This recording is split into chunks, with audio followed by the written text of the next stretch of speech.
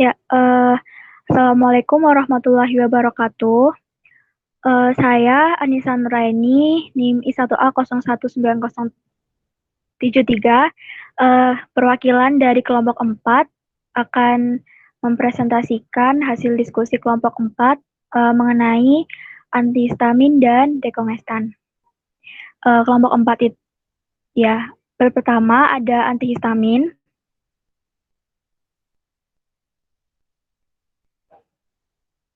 Next.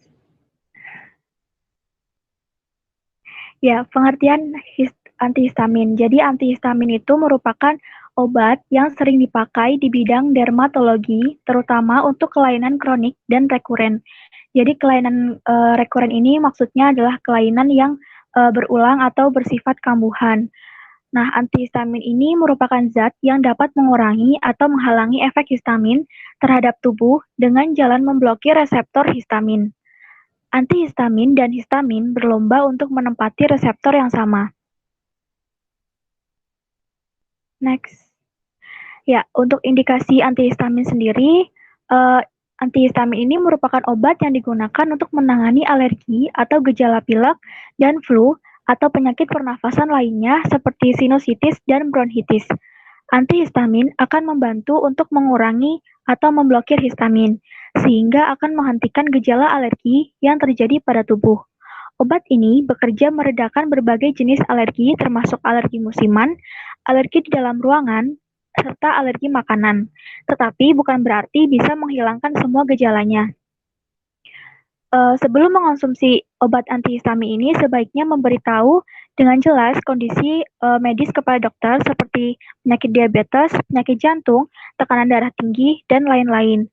Penggunaan antihistamin itu perlu menghindari terlebih dahulu konsumsi buah grapefruit dan jusnya karena bisa memengaruhi kinerja obat katal ini. Selain mengonsumsi obat ini, setelah mengonsumsi obat ini, sebaiknya jangan mengemudi atau melakukan aktivitas yang membutuhkan kewaspadaan sampai tahu pengaruh dari mengonsumsi obat antihistamin. Ya, untuk selanjutnya ada penggolongan obat antihistamin.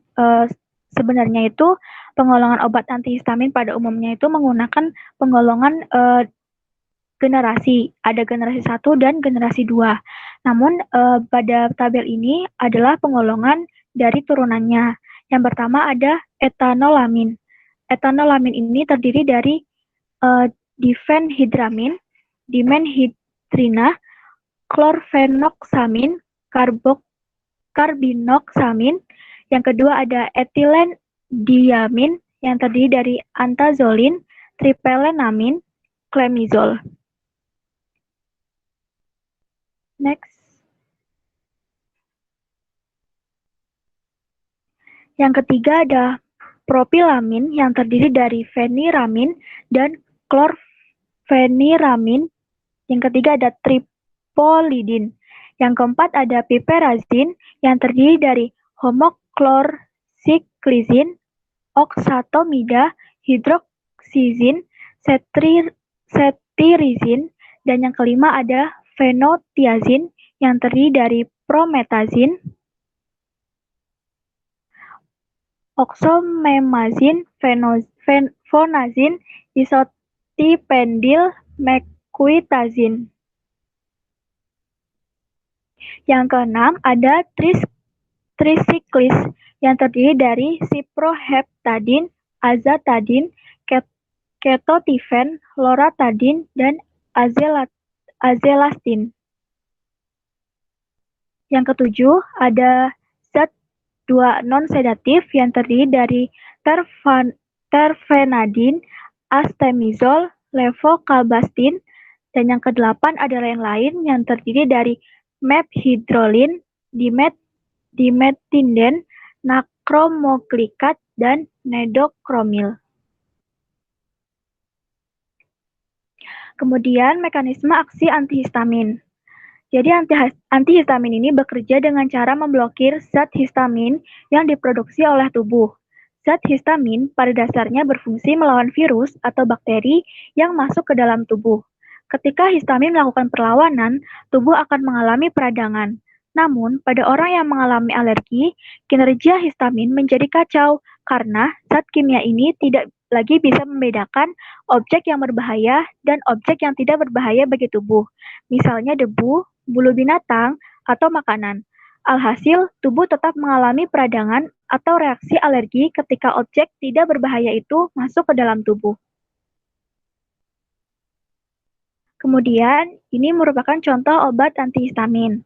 Nah, contoh yang berikut merupakan contoh antihistamin generasi 1, yaitu ada brompeniramin, ketotifen, chlorpeniramin, promethazine, dimethinden, malate, lalu ada hidroksizin, tripolidin, clemastine, carbinoxamine, malate, dan diphenhydramin.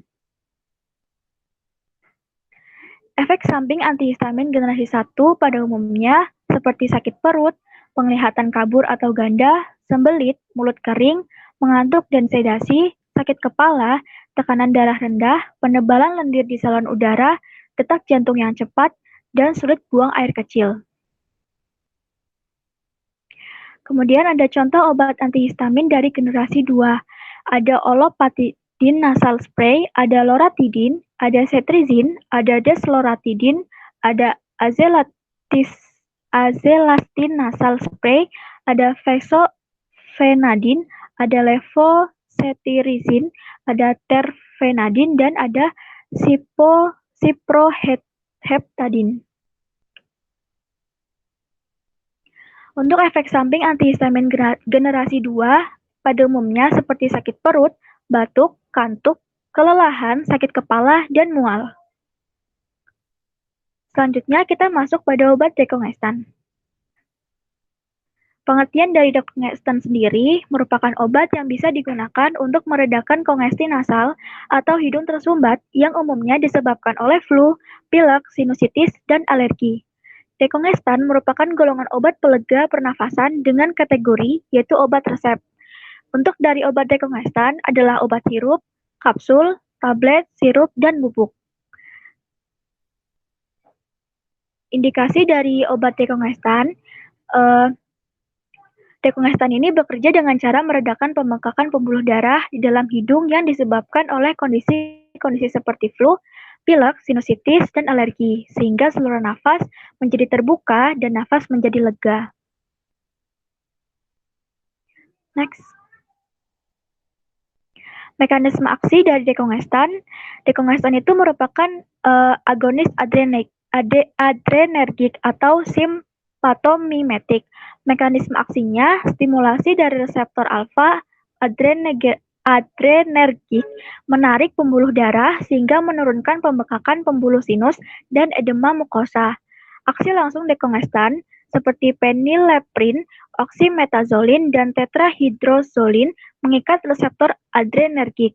Selain itu juga, dekongestan bekerja dengan cara meredakan pembengkakan pembuluh darah di dalam hidung yang disebabkan oleh kondisi-kondisi seperti flu, pilek, sinusitis, dan alergi sehingga saluran nafas menjadi terbuka dan nafas menjadi lega.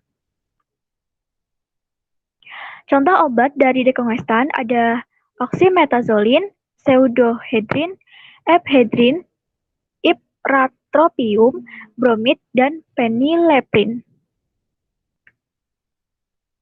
Untuk efek samping obat dekongestan sendiri, pada umumnya seperti iritasi pada lapisan hidung, mulut terasa kering, mual, sakit kepala, tremor, merasa gelisah, sulit buang air kecil pada pria, sulit tidur, ruam, jantung berdebar.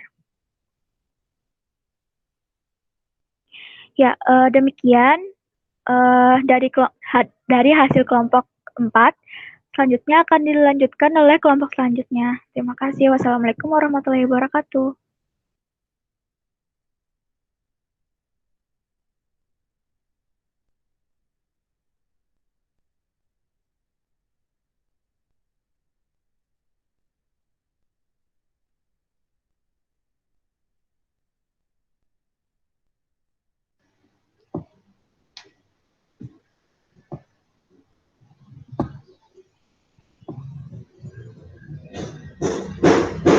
Apa sudah terlihat?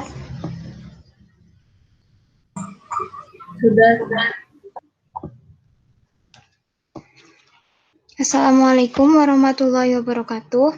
Saya Zakiatul Muna, NIM I1A019054, perwakilan dari kelompok ahli 5 yang beranggotakan Egidia, Hasnatri, Reza Nur, saya sendiri Zakiatul Muna, Eka Nur Cahyaningrum, Nana Ivani, Ivana Angel Arvitasari, akan mempresentasikan hasil diskusi kami yaitu tentang mukolitik, ekspektoran, dan antitusif. Yang akan saya jelaskan pada kali ini yaitu ada indikasi, mekanisme aksi, contoh obat, dan efek samping obat. Yang pertama ada mukolitik. Mukolitik merupakan zat obat yang bekerja dengan mekanisme mengencerkan sekret saluran nafas dengan jalan memecah benang-benang mukoprotein dan mukopolisakarida dari sputum sehingga sputum menjadi cair dan mudah dikeluarkan maupun diabsorpsi oleh tubuh yang pada akhirnya membuat saluran nafas menjadi tidak terhalang oleh adanya sputum yang kental. Indikasi dan mekanisme kandungan obat mukolitik. Yang pertama ada bromheksin. Indikasinya obat ini diberikan kepada penderita bronkitis atau kelainan saluran pernafasan yang lain. Obat ini juga digunakan di unit gawat darurat secara lokal di bronkus untuk memudahkan pengeluaran dahak pasien. Mekanisme aksinya, bromheksin bekerja dengan cara menguraikan mukopolisakarida asam sehingga serabut lendir bronkus akan terurai. Ini dilakukannya dengan memperbanyak produksi lisosom dan mengaktifkan enzim hidrolitik. Pada saat yang sama, sel kelenjar serosa distimulasi. Dengan pertambahan jumlah sekret, viskositas sputum akan turun. Metabolit utama bromheksin adalah ambroksol. Yang kedua, ambroksol. Indikasinya sebagai sekretolitik pada gangguan saluran nafas akut dan kronis, khususnya pada eksaserbasi bronkitis kronis dan bronkitis asmatik dan asma bronkial. Ambroksol sedang diteliti tentang kemungkinan manfaatnya pada keratokonjungtivitis Zika dan sebagai perangsang produksi surfaktan pada anak lahir prematur dengan sindrom pernafasan. Mekanisme aksinya, ambroksol merupakan suatu metabolit bromheksin yang memiliki mekanisme kerja yang sama dengan bromheksin. Yang ketiga, asetilsistein. Indikasinya, asetilsistein diberikan kepada penderita penyakit bronkopulmonari akut dan kronis, pneumonia, fibrosis kistik, obstruksi mukus, penjagaan saluran pernafasan, dan kondisi lain yang terkait dengan mukus yang pekat sebagai faktor penyulit. Menurut Estuningtias tahun 2008, mekanisme aksinya, kerja utama dari asetilsistein adalah melalui pemecahan ikatan disulfida. Reaksi ini menurunkan viskositas sekret paru dan sputum serta seterusnya memudahkan penyingkiran sekret tersebut. Efektivitas maksimal terkait dengan pH dan mempunyai aktivitas yang paling besar pada batas basa kira-kira dengan pH 7 hingga 9. Sputum akan menjadi encer dalam waktu 1 menit dan efek maksimal akan dicapai dalam waktu 5 hingga 10 menit setelah diinhalasi.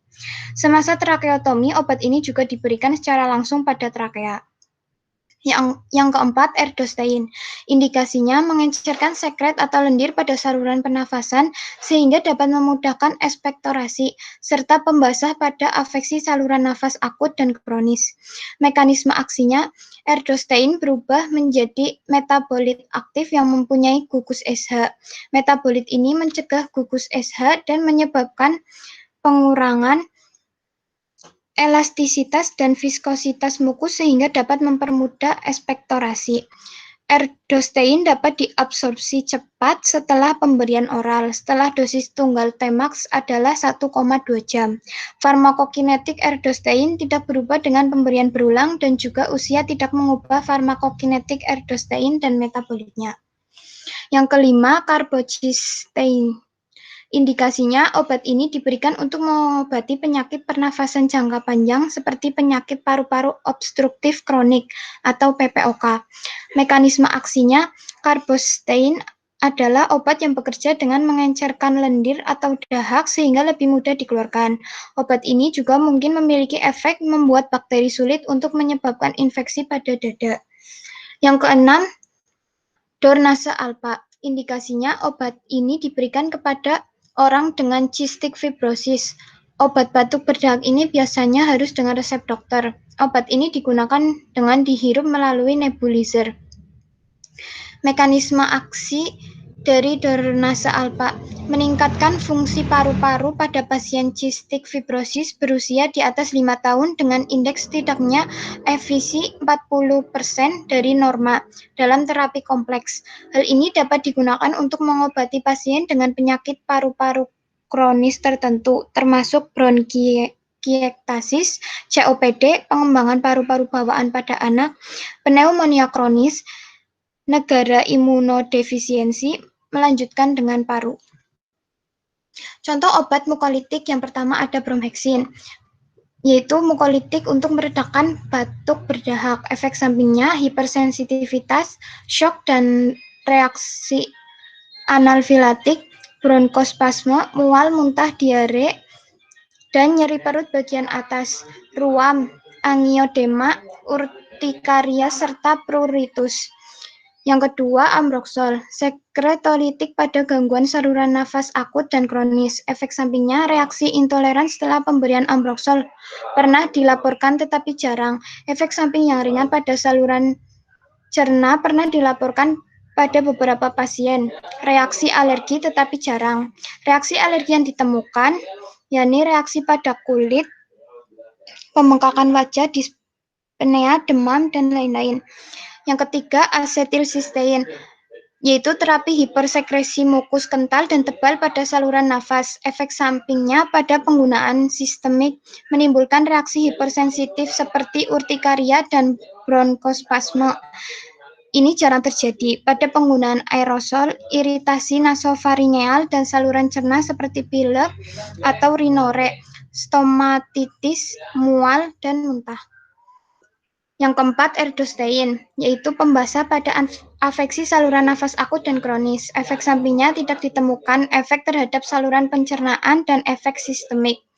Yang kelima, karbosistein, mengurangi viskositas sputum. Efek sampingnya kadang-kadang iritasi saluran cerna serta ruam. Yang keenam, dornase alpha. Efek sampingnya perubahan suara, kemerahan mata atau iritasi, ingusan, iritasi tenggorokan. Efek samping secara keseluruhan, yakni pada pencernaan, mual, muntah, diare, rasa penuh di perut, dan nyeri ulu hati. Reaksi alergi, ini jarang terjadi. Sakit kepala, hipersensitivitas, rasa terbakar pada jantung. Ekspektoran. Ekspektoran merupakan obat yang digunakan untuk merangsang pengeluaran dahak dari saluran pernafasan atau ekspektorasi dengan cara merangsang selaput lendir lambung dan beberapa saat kemudian akan memicu lendir pada saluran pernafasan untuk keluar dan menurunkan tingkat kekentalan dan mempermudah pengeluaran dahak. Obat ini merangsang terjadinya batuk agar dapat mengeluarkan dahak. Mekanisme kerja secara umumnya yaitu merangsang saraf kelenjar bronsial sehingga sekret yang dikeluarkan menjadi lebih banyak. Stimulasi saraf vagal ini bersifat mengiritasi mukosa lambung. Stimulasi mukosa lambung dan beberapa saat kemudian terjadi refleks untuk merangsang sekresi kelenjar saluran pernafasan melewati nervus vagus sehingga menurunkan viskositas dan mempermudah pengeluaran dahak. Indikasi dan mekanisme aksi obat ekspektoran. Amonium klorida. Indikasinya, amonium klorida merupakan salah satu bahan yang digunakan dalam obat batuk. Amonium klorida jarang digunakan sebagai terapi obat tunggal yang berperan sebagai ekspektoran, tetapi lebih sering dalam bentuk campuran dengan ekspektoran lain atau antitusif. Mekanismenya, amonium klorida bekerja dengan cara mengencerkan dahak yang mengeluarkan efek ekspektoran. Amonium klorida bertanggung jawab atas gangguan paru-paru sampai adanya suatu organ yang menghasilkan lendir untuk mempermudah proses pengeluaran lendir keluar tubuh.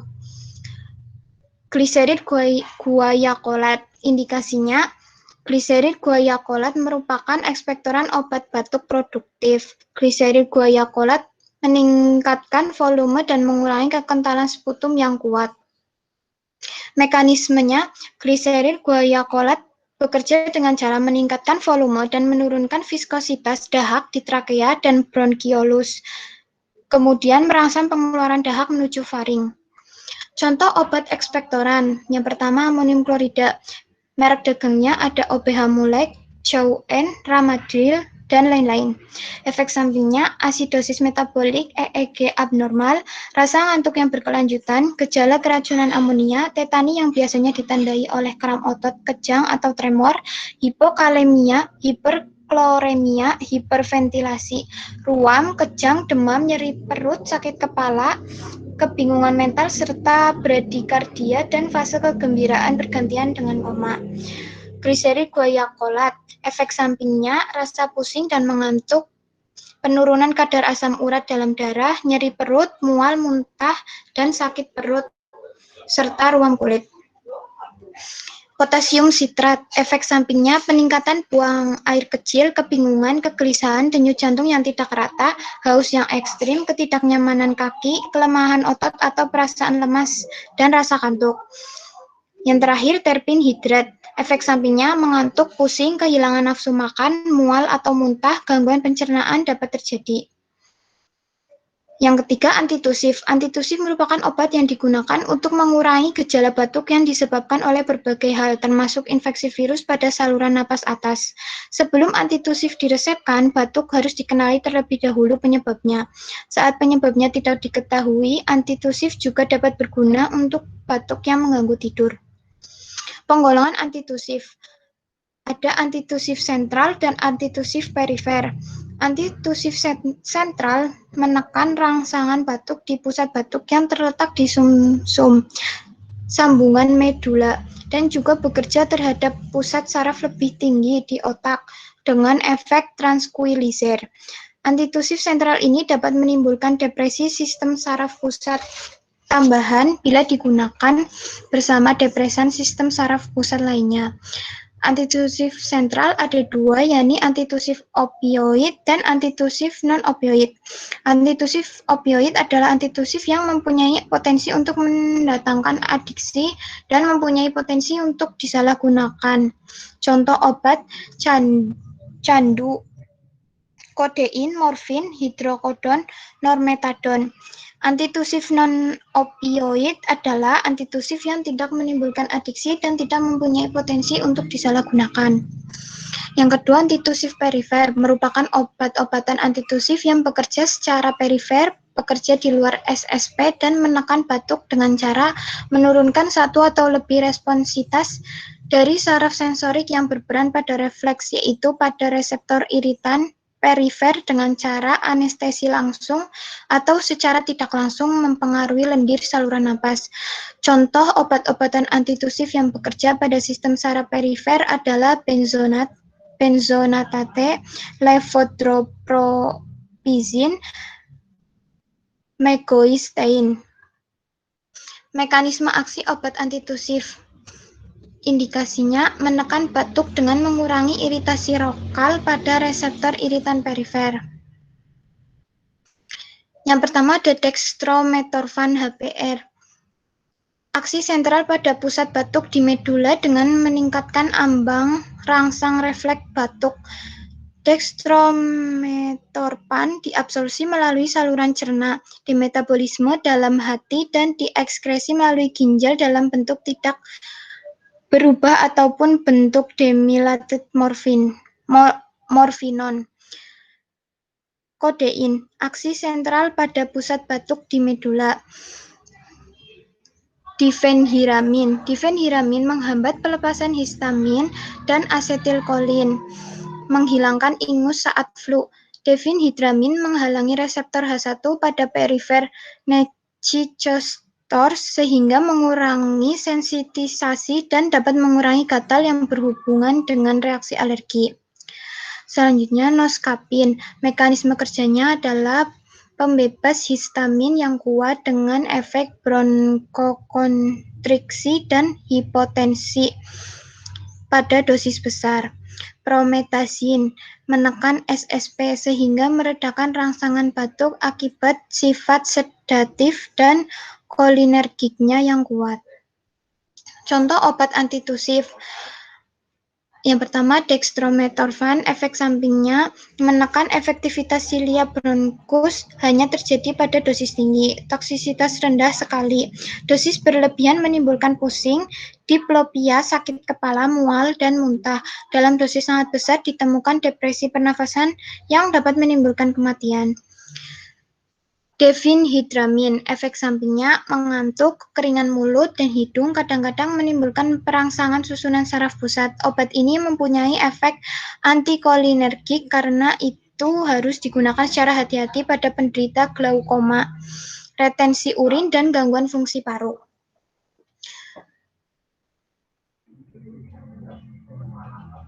Selanjutnya, kodein. Efek sampingnya, kodein dalam dosis 10-30 mg sering digunakan sebagai obat batuk. Jarang ditemukan efek samping dan kalau ada, tidak lebih tinggi dari placebo. Efek samping dapat berupa mual, pusing, sedasi, anoreksia, dan sakit kepala. Dosis lebih tinggi 60-80 mg dapat menimbulkan kegelisahan, hipotensi ortostatik, vertigo, dan midriasis. Dosis lebih besar 100-500 mg dapat menimbulkan nyeri abdomen atau konstipasi. Jarang-jarang timbul reaksi alergi seperti dermatitis, hepatitis, trombopenia, dan anafilaksis. Depresi pernafasan dapat terlihat pada dosis 60 mg dan depresi yang nyata terdapat pada dosis 120 mg setiap beberapa jam. Karena itu, dosis tinggi berbahaya pada penderita dengan kelemahan pernafasan, khususnya pada penderita retensi CO2. Dosis fatal kodein ialah 800-1000 mg. Kelebihan dosis paling sering terjadi pada anak-anak dan terutama harus diperhatikan pada neonatus dengan perkembangan hepar dan ginjal yang belum sempurna atau dengan diuresis yang berkurang sehingga dapat terjadi efek kumulatif yang memperdalam koma atau mempercepat kematian. Yang selanjutnya, noscapin. Efek sampingnya gangguan saluran cerna, terutama konstipasi ringan. Terlihat sampai 30% dari pasien yang diteliti. Efek depresi pernafasan baru terjadi bila diberikan dosis lebih dari 90 mg. Kelebihan dosis juga menimbulkan depresi otot, jantung, dan otot polos lain. Promethazine, efek sampingnya sedasi, gangguan saluran cerna, efek antimuskarinik, kelemahan otot, tinnitus, reaksi alergi, kelainan darah, pengaruh kardiovaskuler atau SSP, sakit kuning, fotosensitivitas, injeksi intramuskular, kemudian menyebabkan rasa sakit. Terima kasih, demikian presentasi yang dapat saya sampaikan. Kurang lebihnya mohon maaf, saya persilakan pada kelompok selanjutnya.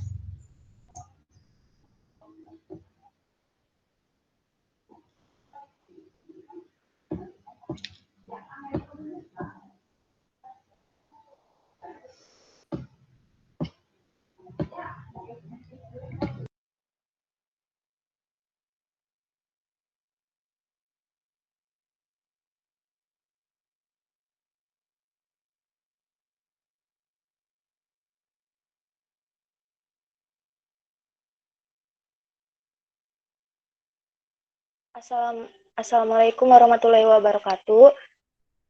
Saya Radan Baladi, perwakilan dari kelompok ahli 6, ingin mempresentasikan hasil diskusi kelompok kami, yaitu tentang antidiabetes.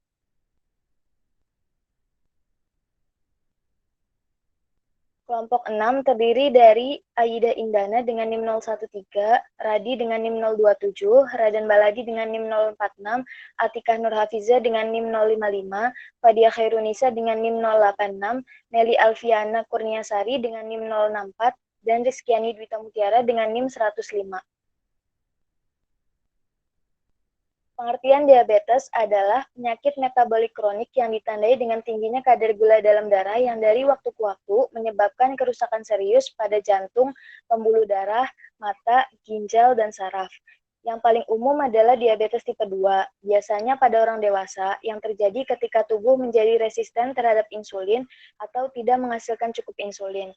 Diabetes tipe 1 dulu dikenal sebagai diabetes remaja atau diabetes tergantung insulin, pankreas menghasilkan sedikit atau tidak ada insulin dengan sendirinya.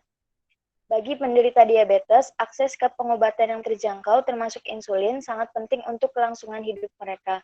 Ada target yang disepakati secara global untuk menghentikan peningkatan diabetes dan obesitas pada tahun 2025.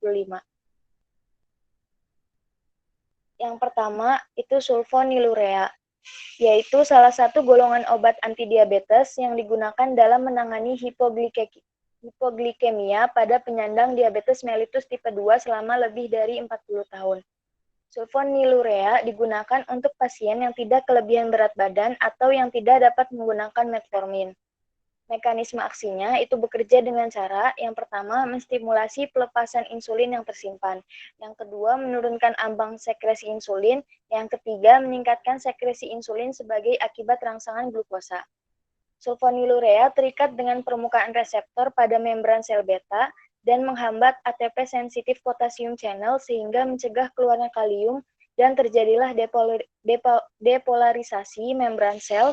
Depolarisasi membuka voltage dependent calcium channel, akibatnya kalsium ekstraseluler yang masuk dalam sel dan akhirnya meningkatkan kalsium sitosolik yang merangsang insulin. Efek sampingnya itu yang pertama ada kadar gula darah rendah, 2 kenaikan berat badan, gangguan gastrointestinal, gangguan fungsi hati seperti hepatitis, alergi kulit seperti eritema multiforme, dermatitis eksfoliatif, dan demam. Contoh obatnya itu yang pertama, glipizide adalah obat yang digunakan dengan diet teratur dan program olahraga untuk mengendalikan gula darah tinggi pada orang dengan diabetes tipe 2. Yang kedua, gliklaside menurunkan kadar gula darah dengan cara merangsang pankreas untuk menghasilkan lebih banyak hormon insulin dan membantu tubuh menggunakan insulin dengan lebih efisien. Yang ketiga, glibenclamide atau gliburide adalah obat untuk mengendalikan kadar gula darah yang tinggi pada diabetes tipe 2. Yang kedua itu ada biguanida. Indikasinya metformin adalah golongan dimetilbiguanida merupakan OHO yang digunakan untuk menurunkan kadar glukosa darah pada penderita diabetes mellitus tipe 2, terutama untuk pasien dengan berat badan berlebih. Apabila pengaturan diet dan olahraga saja tidak dapat mengendalikan kadar gula darah, metformin dapat digunakan sebagai monoterapi atau dalam kombinasi dengan obat antidiabetik lain atau insulin untuk pasien dewasa atau dengan insulin untuk pasien remaja dan anak lebih dari 10 tahun. Selain itu, dapat digunakan untuk diabetes yang tidak dapat dikendalikan dengan terapi sulfonylurea. Mekanisme aksinya, efek utamanya untuk mengurangi produksi glukosa hepatik. Selain itu, meningkatkan penggunaan glukosa insulin yang diperantai oleh jaringan perifer seperti otot dan hati, dan memiliki efek antilipolitik yang menurunkan konsentrasi serum asam lemak bebas, sehingga mengurangi ketersediaan substrat untuk gluconeogenesis. Obat ini melindungi dari hipoglikemia. Aktivasi enzim AMP yang diaktifasi oleh protein kinase atau AMPK menjadi mekanisme yang menurunkan serum lipid dan konsentrasi glukosa darah. Hal tersebut kemudian menekan lipogenesis dan menurunkan lemak seluler sintesis asam di hati dan otot, yang pada gilirannya meningkatkan sensitivitas insulin dan mengurangi kadar glukosa darah lalu diekskresi melalui urin. Efek samping obat itu terdiri dari mual dan muntah, gangguan pencernaan, penurunan nafsu makan, nyeri otot dan kram, dan sakit perut. Untuk efek jangka panjangnya itu bisa terjadi asidosis laktat atau penumpukan asam laktat, kekurangan vitamin B2, B12, hipoglikemia. Contoh obatnya itu adalah metformin. Yang ketiga itu ada thiazolidinediones. Indikasinya itu thiazolidinediones disingkat TZD juga dikenal sebagai glitazone setelah obat prototipikal kiglitazone adalah kelas senyawa heterosiklik yang terdiri dari cincin C3NS beranggota 5. Istilah ini biasanya mengacu pada satu keluarga obat yang digunakan dalam pengobatan diabetes mellitus tipe 2 yang diperkenalkan pada akhir tahun 1990-an. Mekanisme aksinya, obat diabetes ini berfungsi untuk meningkatkan sensitivitas sel tubuh dalam menggunakan insulin, sehingga glukosa dapat digunakan lebih efektif.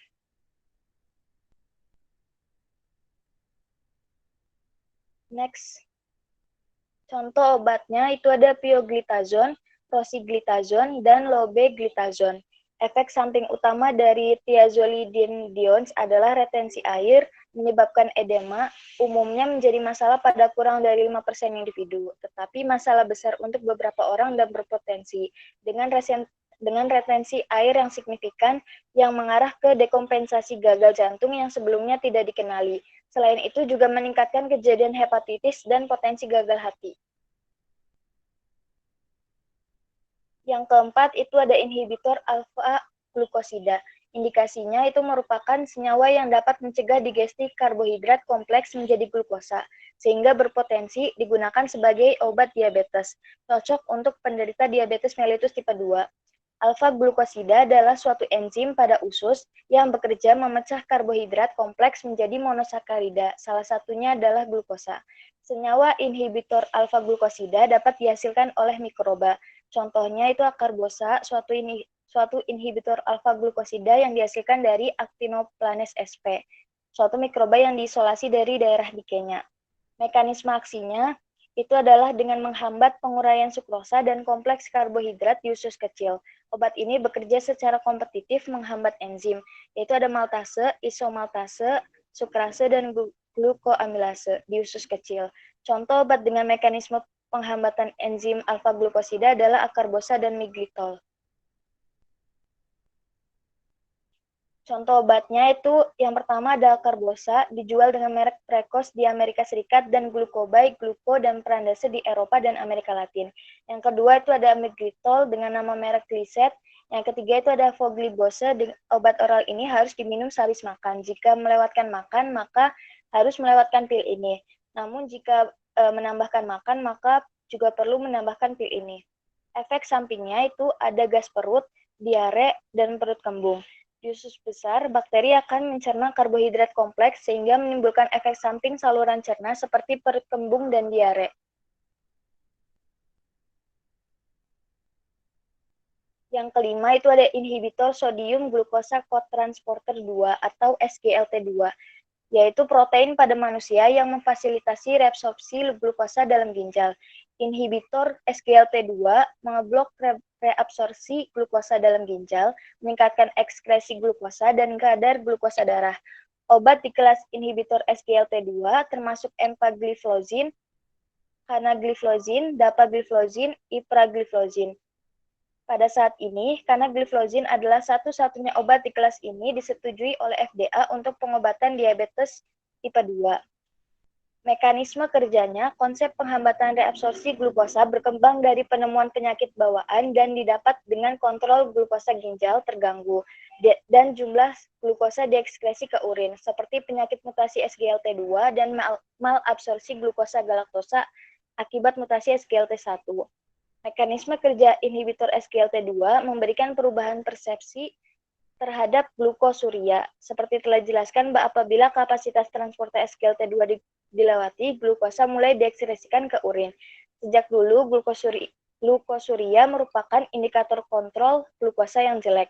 Namun demikian, karena mekanisme unik inhibitor SGLT2 menghambat reabsorpsi glukosa ginjal pada peningkatan kadar glukosa, adanya glukosuria mengindisikan bahwa penghambatan SGLT2 akan mentransfer glukosa dari darah ke urin, secara esensial menarik glukosa dari endotelium dan organ yang rawan terhadap efek bahayanya. Jenis obat golongan SGLT2 itu ada canagliflozin, dapagliflozin, empagliflozin, dan ertugliflozin. Efek sampingnya, bukti keamanan glukosuria ginjal terhadap fungsi ginjal jangka panjang berasal dari individu dengan glukosuria ginjal familiar. Belum jelas apakah peningkatan konsentrasi glukosa urin akan meningkatkan risiko infeksi saluran kemih. Studi prospektif melibatkan lebih dari 600 wanita diabetes menunjukkan glukosuria tidak meningkatkan risiko infeksi saluran kemih. Hal ini didukung oleh data uji klinis fase 1 dan fase 2 bahwa tidak ada perbedaan kejadian infeksi saluran kemih di antara pasien yang mendapat terapi inhibitor SGLT2 dibandingkan placebo. Efek samping potensial lain berhubungan dengan inhibisi non-selektif jalur GLUT di luar ginjal seperti inhibisi non-spesifik SGLT oleh plorizin, mempengaruhi pengambilan glukosa di otak dan menghambat respon aktivasi hipotalamik ventromedial terhadap hiperglikemia. Sekian presentasi dari kelompok ahli 6. Terima kasih atas perhatiannya. Wassalamualaikum warahmatullahi wabarakatuh.